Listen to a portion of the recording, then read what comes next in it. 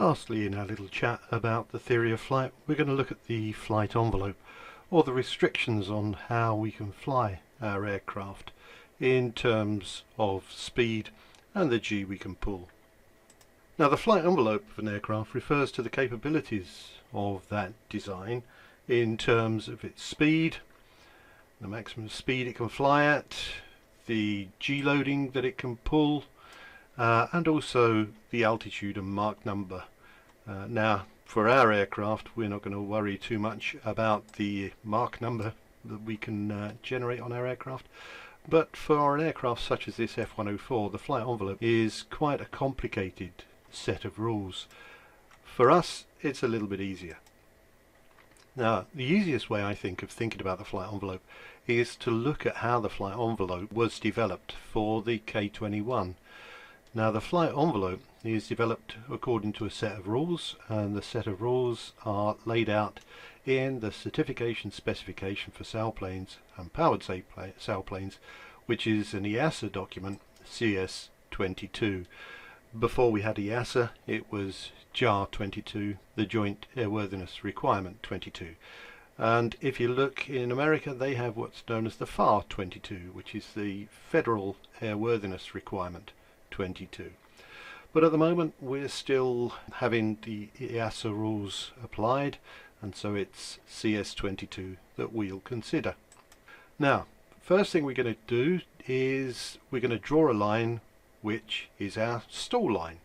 So the first thing we do is we calculate the stall speed of our aircraft. And to calculate the stall speed, the indicated stall speed I should say, I need to know the wing area, the mass, the density, and the maximum lift coefficient. And then what I would notice is that when I said weight, it's a function of weight, then it will also be a function of the G loading, or what's termed the load factor that we experience in the aircraft. Now, the maximum lift coefficient we will get from either published data or from wind tunnel data, and the maximum lift coefficient is dependent on the airfoil shape. Here we have the CL alpha for the wing section which we have on the K-21, and we can see that the maximum lift coefficient it can generate is around about 1.4, and according to this it will stall at about 10 degrees angle of attack.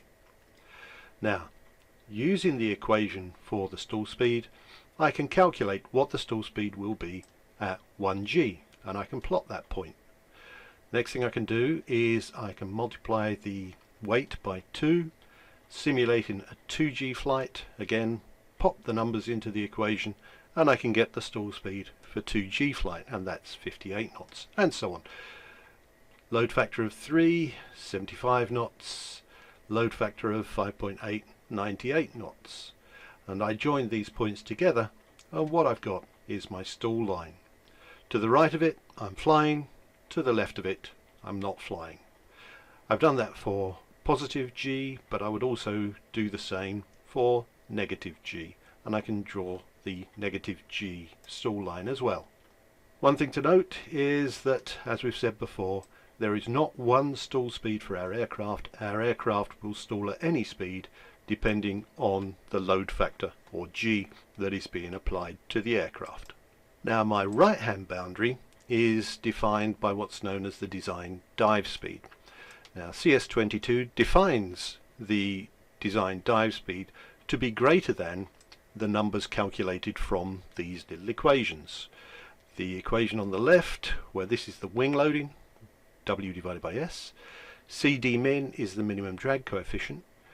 That equation will give me the design dive speed for a category U aircraft, or a utility glider, which is what the K-21 is. For a fully aerobatic glider, then the design dive speed is calculated slightly differently by this equation. Again, here's the wing loading, and that will give me the design dive speed for the aerobatic aircraft. And then I can draw a line which is the design dive speed for my aircraft. Now, a glider is never flown to its design dive speed. The maximum speed that a glider will ever be flown, deliberately, is 95% of the design dive speed, and that's the demonstrated design speed. Once we've flown to that speed and it's proved to be airworthy, then another speed will be designed, and that's VNE, the never exceed speed. And the VNE is 90% of the design dive speed. So I can't emphasize enough that a glider is never flown to its design dive speed. It's only ever flown when it's brand new, probably once, to 95% of the design dive speed. And we have this limit of 90% of the design dive speed VNE. You must never fly a glider above VNE. What happens if you fly above VNE? Well, what you can get is flutter. There we go. That's an aircraft's wing fluttering. That aircraft is very lucky because the wing didn't fall off.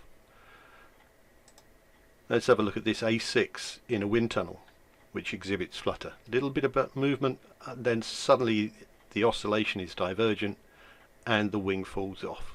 What you'll probably hear if you exceed VNE is a little bit of a buzzing noise and then a big bang as your wings fall off. One thing to note is that here we've derived VNE for indicated airspeed, but the flutter speed, or the flutter limit, depends on the true airspeed. And as we go up through the atmosphere and density changes, what we find is that the indicated airspeed is always less than the true airspeed. And so it's worth checking your manual for what the indicated airspeed you can fly at altitude is, and it will be less than VNE. There we see that we've got some limits on the speed that the aircraft can fly at in terms of the stall speed and the design dive speed. We also have limits on the G that we can pull, the load factor that the aircraft can take. And if we have a utility aircraft, then the aircraft must be designed to be able to sustain, without becoming damaged indefinitely, 5.3 G at the stall and 4 G at the design dive speed. That's positive G, but we can also pull negative G, and for the negative G case it's minus 2.65 G at the negative stall and minus 1.5 G at design dive speed in the negative case. Notice here that if we're flying inverted, we're already at minus 1 G. So when we're at high speed inverted, then if we were at design dive speed, our limit load would be only half a G above what we're flying at. So inverted, high speed flight, you've only got a very small negative G that you can increase before you reach the limit load. Okay, so very careful when flying inverted and pulling negative G. Now the ultimate load on the glider is the load that the glider must take before it suffers failure. And JAR 22 defines this as the limit load, which is the line joining the 5.3 G and 4 G points, multiplied by a factor of 1.5. And that defines the ultimate load of the glider. Now, once we pass our limit load, now up to our limit load, the glider must be able to sustain that G without suffering permanent damage. Once we pass the limit load, then the glider can suffer permanent damage, but it mustn't fail. Once it reaches the ultimate load, then it can fail. So let's have a look at a test on this, and this is a DG 1000 wing having its ultimate load test. What we see here is that the wing is in a climate controlled chamber to begin with, to make sure that its temperature is at the right level before the test begins. In the test what we see is there's a loading beam, and attached to the loading beam are various different cables which attach to the wing, and as the loading beam is raised, it applies the force to the wing in a distribution or load distribution which simulates flight. Here's the wing root, and here's the wing tip, and as we can see, we're already a good 6 foot deflection at the wing tip.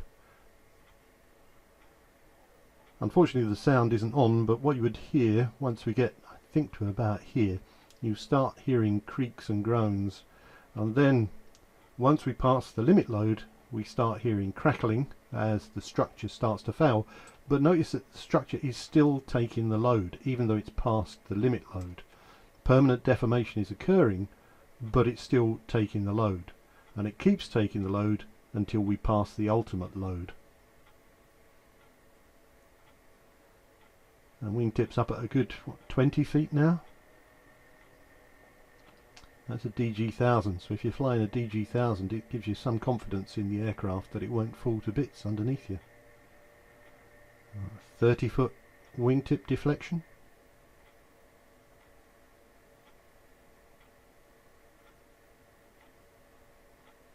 Little creaks going on. You can see the structure wobbling a bit as structure is beginning to fail.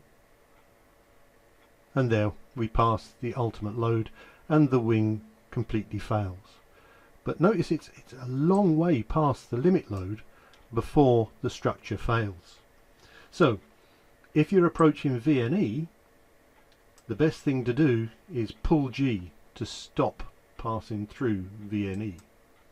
Now JAR 22 defines the maximum manoeuvre speed, VA, as the point where the 5.3 G limit load line crosses the stall line. Now up to and including this speed, a pilot can apply full deflection of any one control and not stress the airplane.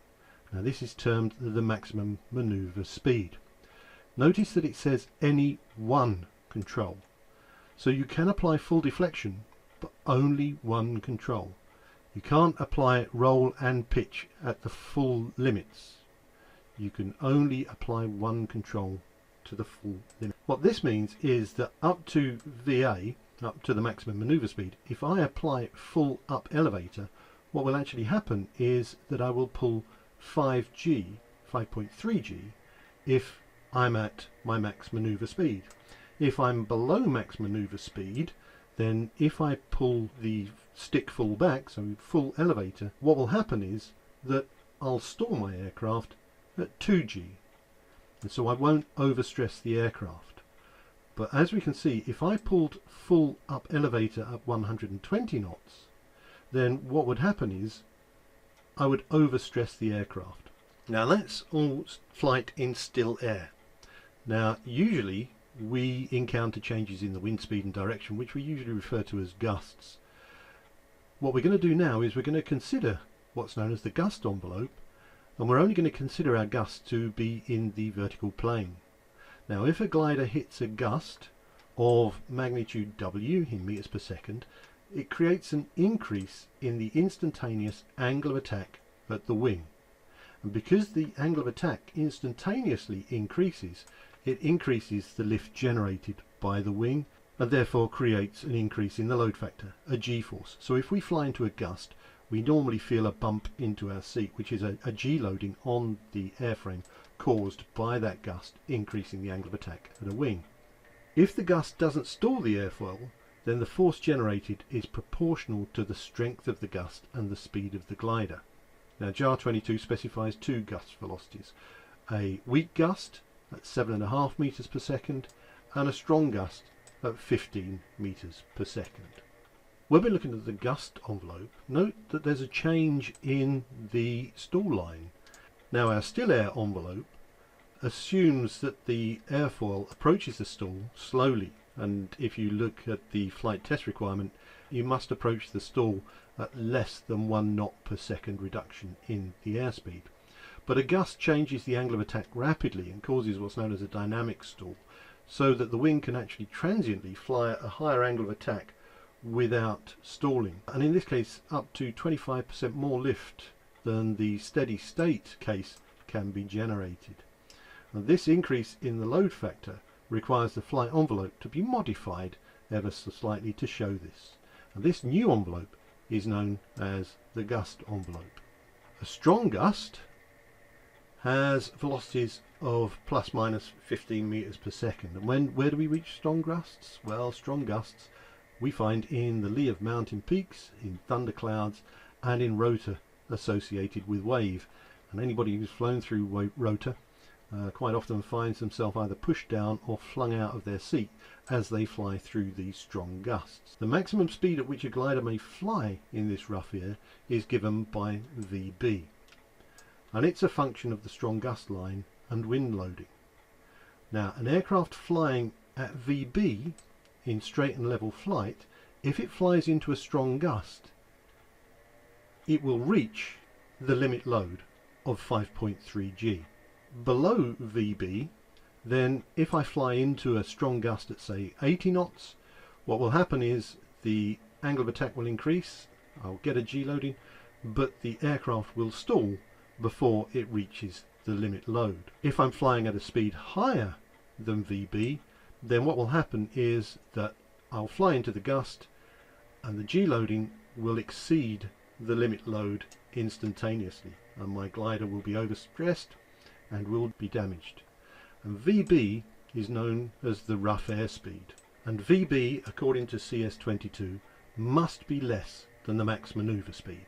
Weak gusts may be found in normal turbulent air, so a good thermal day you'll have weak gusts flying around, and the weak gust line indicates the load that will be superimposed on an aircraft if G is pulled in this turbulent air. So again, for an aircraft flying at, in this case, say 120 knots, then if we flew into a weak gust, the glider would be subjected to a loading of 3G, and again, we wouldn't overstress the aircraft.